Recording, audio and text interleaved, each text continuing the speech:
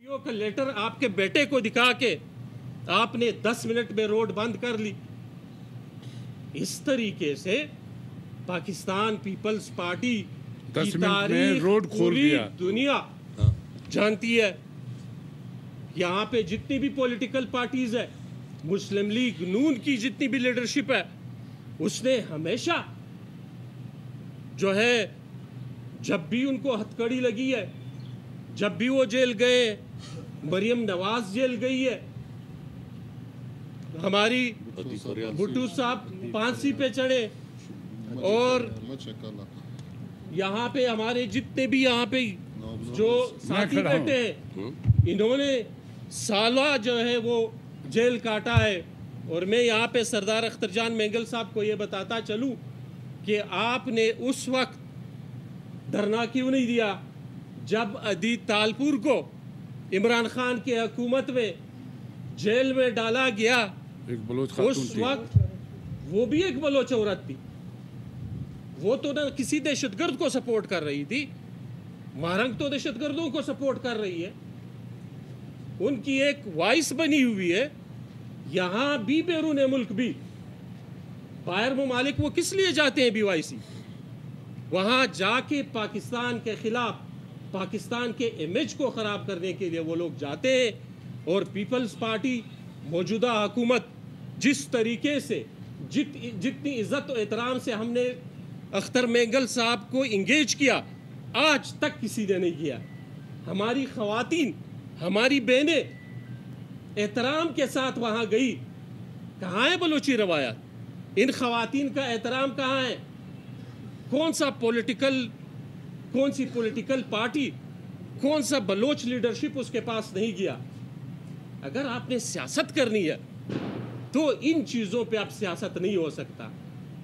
ایک لائن کھینچی گئی ہے کہ زیرو ٹولرنس فار ٹیررزم، اور بلاول بھٹو زرداری نے ابھی جو گڑی خدا بخش میں کیٹاگوریکلی کہا، وہ ان سب کو چبھ رہا ہے کہ پاکستان پیپلز پارٹی نے پہلے دن سے جو ہے وہ مخالفت کی ہے، مذمت کی ہے، ڈٹ کے کھڑے ہوئے دہشت گردی کے خلاف. دہشت گردی ہے اس کے خلاف ہے، اور میں کھڑا رہوں گا.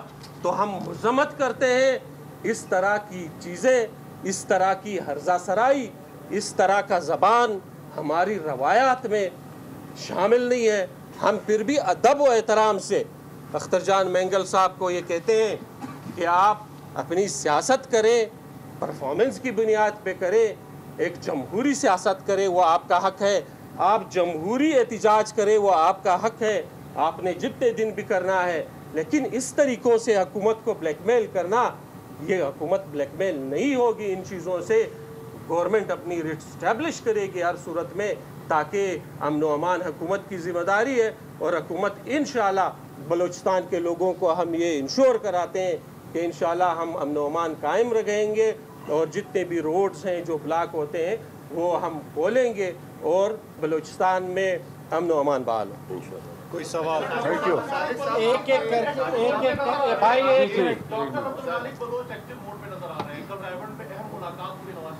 ان سے پوچھ لیں. اور اسی طرح کل وزیر اعلیٰ بلوچستان نے کراچی میں ایک بیٹھک کی ہے کے ساتھ، کیا یہ کوئی تبدیلی کی ہوائیں تو نہیں چل رہی ہے؟ مزاج پرسی کے لیے وزیر اعلیٰ صاحب گئے تھے پریزیڈنٹ صاحب کے پاس.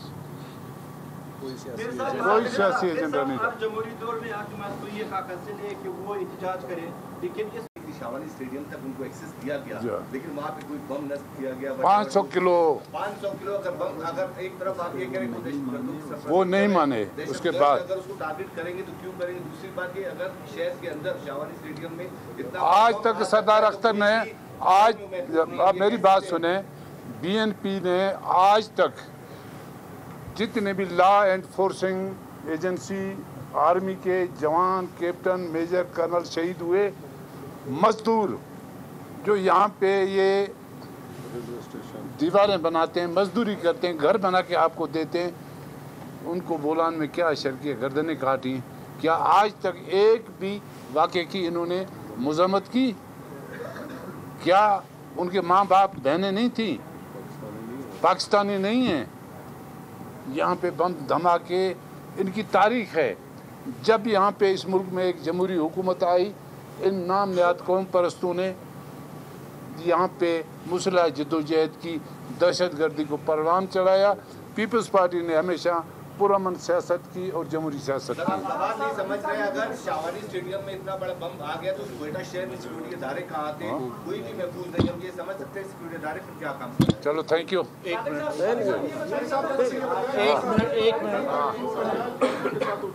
जी कल तक जो फरियाद तारकुब के साथ होता रहा वो गलत था, मरियम नवाज साहिबा के साथ जो हुआ वो गलत था, आज जो गुलिस्तान की खवातीन के साथ हो रहा है किस तरह जस्टिफाई करें? देखें, मरियम के साथ जब हुआ वाकया, चेयरमैन बिलावल भुट्टो की तकरीर कौमी असेंबली में सुन लें क्या कहा था। वो दहशतगर्द तंजीमों में नहीं थे। आज बलूचिस्तान के अंदर एक दहशतगर्दी का माहौल है और ये दहशतगर्दों को सपोर्ट करते हैं और बैनुल-अक़वामी कुव्वतों। आप लोगों ने कहा कि सरदार साहब गिरफ्तारी नहीं दे रही, तो क्या हुकूमत इरादा रखती है उन्हें गिरफ्तार करने का? और अगर इरादा रखती है तो अब कब तक? जो भी शख्स कानून को अपने हाथ में लेगा, दहशतगर्दों की सरपरस्ती करेगा, आइन और कानून में आएगा। सराब बॉम्ब रखने की बात कर रहे हैं और दूसरी जानब टारगेट किलिंग हो रही है। कल भी टारगेट किलिंग का वाकया पेश आया, तो हम समझ सकते हैं कि हुकूमती रिट ना होने के बराबर है। हुकूमती रिट कायम है। हम शराफत की सियासत करते हैं। वज़ीर आला साहब खुद भी जेल में रहे, उनके वालिद साहब भी जेल में रहे। वो बलूची रिवायत की पासदारी रखते हैं। हम उनको समझाने की कोशिश करते हैं। वो बस ज़िद्द हैं, उसके नताइज। कितनी शराफत करेंगे? लोग मर रहे हैं, शहीद हो रहे हैं। ठीक, कौन मार रहा है? कौन मार रहा है? आप मुझे बताएं कौन मार रहा है? मारने वाले दहशतगर्द हैं और दहशतगर्दों की सरपरस्ती ये लोग करते हैं। ठीक है, हाँ जी। आपको भी पता है कि बलूचिस्तान के अंदर, जी बलूचिस्तान में आप भी बलूचिस्तानी हैं, आप एक दानिश्वर हैं, यहाँ पे सहाफत करते हैं। आपको भी पता है, आप निशानदेही करें उन दहशतगर्दों का।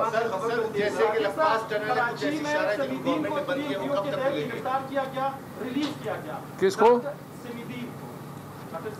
जी डॉक्टर मारन बलोच को कोयटा में यहाँ पर गिरफ्तार किया गया, लेकिन क्या मसला है, क्यों रिलीज किया? देखिए,